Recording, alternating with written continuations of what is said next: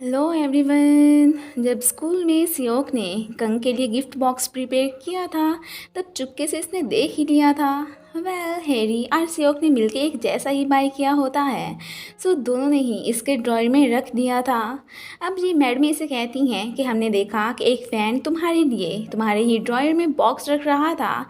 ये सुन के वो तो खुश हो जाती है एंड देन सियोक का पिक करने की बजाय इसने दूसरे वाला चूज़ किया जिसमें इसे मारने की धमकियाँ और साथ में एक बर्ड भी मरा हुआ मिला था।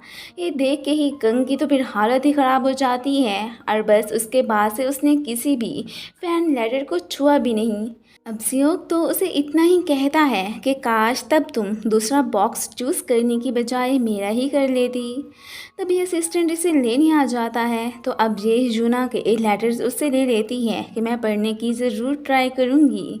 सियोक अपनी बेटी के साथ स्टोर पे आया था। सभी उसे देख के गॉसिप्स करने लगते हैं कि अरे ये तो वही लड़का है ना जिसने कंघी से पैसे लिए थे। ये सुन के उसे ज़रा भी अच्छा नहीं लगता। दोनों बाप बेटी बाहर आ जाते हैं। यूना अब डैड से नाराज़ नहीं थी और ना ही कंघी से कि एक आइडल होना बहुत मुश्किल है। अब जब वो सियोक को बताती है कि जब कंघी ने मुझे ऑटोग्राफ दिया था मैं तभी जान गई थी कि पहले वाले लेटर्स का उसने रिप्लाई नहीं दिया, बस फिर मैं चुप ही रही। ये सुन के सियोक तो सरप्राइज रह जाता है।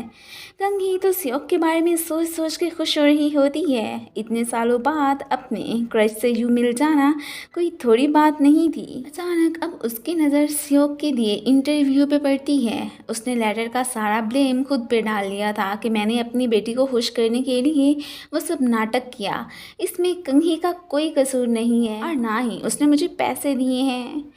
कंघी के लिए इतना सब कुछ करने पे यूना तो बहुत खुश होती है कि डैड कितने अच्छे हैं। हैरी का तो गुस्से से बुरा हाल था कि हर बार कंघी क्लियर कैसे हो जाती है। अब यूना कंघी से मिलती है। अब फिर वो साथ में इसके लिए एक ब्यूटीफुल सा गिफ्ट भी लेके आई थी कि मैं आपसे बिल्कुल भी नाराज़ नहीं हूँ। सियोक बाहर खड़ा इनकी बातें सुनने की कोशिश करने लगता है पर उसे कुछ समझ ही नहीं आती। बाद में दोनों फिर डिसाइड की गई प्लेस पे मिलते हैं। सियोक का इरादा इसके साथ जाके स्कूल विजिट करने का था। अब फैंस को देख के ये तो उसके पीछे छुप जाती है। इस तरह वो इसे देख ही नहीं पाते। दोनों स्कूल आ चुके थे।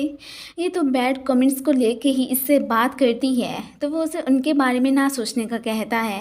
ये तुम बस उन्हें इग्नोर किया करो। अब जैसे ही खुद बैड कमेंट्स पढ़ता है तो तब उसे बड़ी तब चढ़ती है। ये देख के कंघी स्माइल करने लगती है कि ये ज़रा तुम मुझे इग्नोर करने की एडवाइस कर रहे थे। दोनों फिर से पुरानी बातों को याद करने लगते हैं। इसने कितने प्यार से चॉकलेट से भरा बॉक्स उसके लिए रेडी किया था बट मिस्टेकनली उसने कोई और चूज़ कर लिया।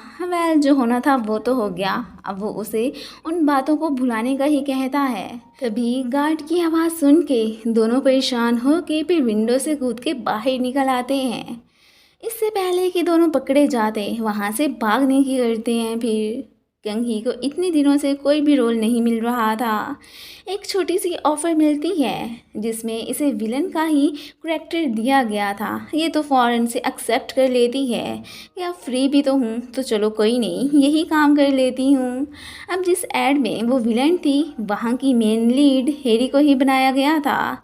सभी कंग की एक्टिंग स्किल्स की ही तारीफ़ें करने लगते हैं तो ये बात इस मैडम को अच्छी नहीं लगती। पहले ये उसे पसंद नहीं करती थी इसलिए उसे पॉइंट आउट करने लगती है। अब कंघी को भी गुस्सा आ जाता है। इससे पहले कि वो यहीं पे ही इसे खड़ी खड़ी सुनाती असिस्टेंट तो फिर उसे लेता वहाँ से चला जाता है। इसने अब फिर मिस्टर सन को इंटरव्यू दे के कंग के अगेंस्ट बातें बनाना स्टार्ट कर दी थी कि मैं उसकी क्लासमेट थी। वो न सिर्फ बच्चों को बुली किया करती थी बल्कि स्मोकिंग करना उसकी हॉबी थी। ऐसे ही उस पर बहुत सारे और भी झूठे मूठे इल्ज़ाम लगा देती है। ये न्यूज़ फैलते ही सभी कंग से हेट करने लगे थे। ये सब तो उसने भी देख लिया होता है सो बहुत परेशान हो जाती है कि अब क्या करूं। फैंस उसे चैन से रहने ही नहीं दे रहे होते। इवन कि उसके घर तक पहुंच जाते हैं। इस बात से कंग तो अपसेट हो जाती है कि अब मैं रहने के लिए कहाँ पे जाऊं। मॉम को कॉल करने का सोचती है। फिर तभी जब वो ये रिमेम्बर करती है कि एक दफ़ा मुसीबत में मैंने जब मॉम को कॉल की थी तब तो वो बिज़ी होने की वजह से मुझे पिक ही नहीं करने आ पाई, इसलिए फिर वो रहने ही देती है। तभी उसे पता चलता है कि वो फ़ैन लेटर इसकी फ्रेंड हैरी ने ही रखा था। तब उसने डोंगी की मॉम से भी फ्रेंडशिप तोड़ ली थी कि तुम उनके साथ मिली हुई थी।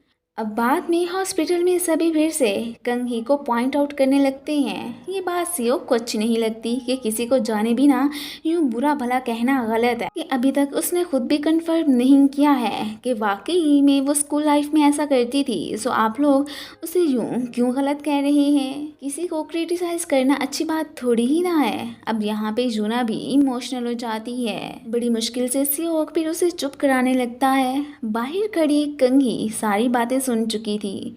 उसे जाते देख के सियोक उसे रोकने की कोशिश करता है। इस वक्त बहुत ही वो घबराई हुई होती है कि आखिर लोग मुझसे इतना हेट क्यों करते हैं। उसे इमोशनल होता देख के सियोक फिर उसे तसल्ली देने लगता है और बाकायदा उसे अपने घर ही लेके आ गया था कि मैं तो यूना के साथ हॉस्पिटल में रहता हूँ, सो तुम यहाँ आराम से रह सकती हो। असिस्टेंट को भी इसके यहाँ होने का मालूम हो गया था। सारे घर में इसने मैस फैला दिया था। अगले दिन जैसे ही सियोक आता है ये सब कुछ समेट देती है। उसे पहले तो पता नहीं चलता, लेकिन ये बात कब तक छुप सकती थी, इसलिए फाइनली उसे पता चल ही जाता है कि आखिर इसने यहाँ पे कितना गंद फैलाया हुआ था। अब बाहर मैनेजर की गाड़ी देख के ये हैरान कि वो कब इधर आई। उसने असिस्टेंट से पूछ के ही यहाँ आने का सोचा था। दोनों की मुलाकात हो जाती है। अब वो इसे लेके परेशान थी तो सियोक उसे तसल्ली देता है कि ये घर में मेरे साथ नहीं बल्कि अकेली ही रहती है, क्योंकि मैं तो अपनी बेटी यूना के साथ हॉस्पिटल में होता हूँ। अब फिर वो रिलीफ फील करती है। मैनेजर जब इसे खाने पे इनवाइट करती है तो कंघी जेलिस होकर मना कर देती है कि इसने मेरे साथ खाना खाना है, सो आप जाओ यहाँ से। हॉस्पिटल में जूना गायब हो गई थी। इधर ये दोनों साथ में काफ़ी इंजॉय कर रहे होते हैं कि तभी फिर इसे यून कॉल करके यूना के मिसिंग होने का बताता है। ये तो बहुत ही परेशान हो गया था। अब वो फ़ौरन से उसे ढूंढने के लिए निकल पड़ता है। इसके साथ कंघी भी आई थी। फाइनली यूना फिर उन्हें रूफ टॉप पे मिल ही जाती है। साथ में उसे तो डैड से काफ़ी डांट भी पड़ गई थी।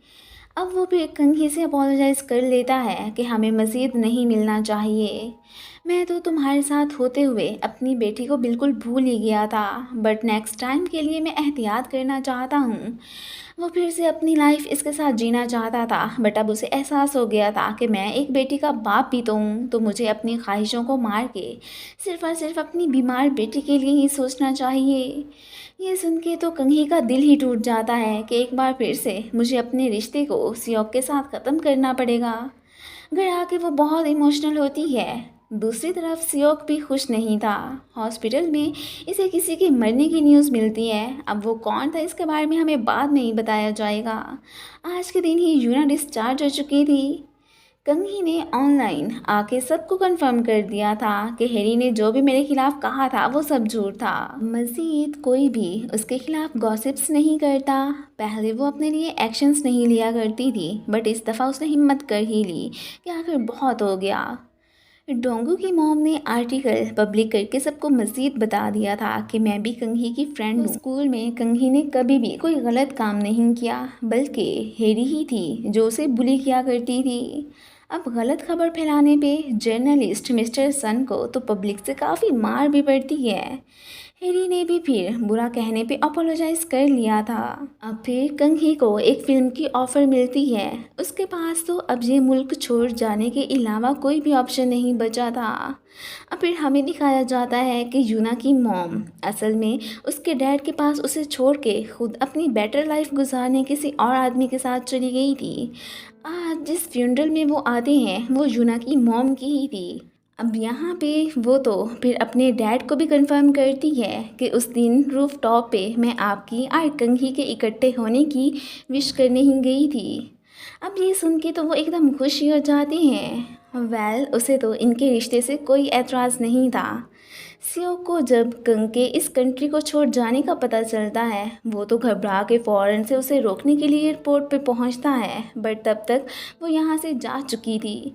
ये देख के वो बहुत ही अपसेट हो जाता है। इसी के साथ ही ये सीन कट एंड देन अब फिर हमें कुछ अरसे बाद कंग ही को दिखाया जाता है। उसकी फिल्म हिट हो गई थी, अब तो वो पहले से भी ज़्यादा फेमस हो गई होती है। वापिस घर आके वो वहाँ पे कुछ पपेट्स को देख के सरप्राइज कि ये यहाँ पे किसने रख दिए। अब उसे पता चलता है कि इसमें तो सियोक ने फ़ैन लेटर्स को पढ़ के वॉइस रिकॉर्ड भी कर दी थी। असल में इसका ट्रॉमा ख़त्म करने के लिए उसने इतना हार्ड वर्क करके ही सब कुछ किया था ताकि उसे कुछ मोटिवेशन मिले। ये तो बहुत ही खुश हो जाती है। सबसे बड़ा फ़ैन तो सियोक खुद इसका था और वाकई में ही अब ठीक हो जाती है। सभी फैंस को वो तो फिर बैक लेटर्स भी लिखती है।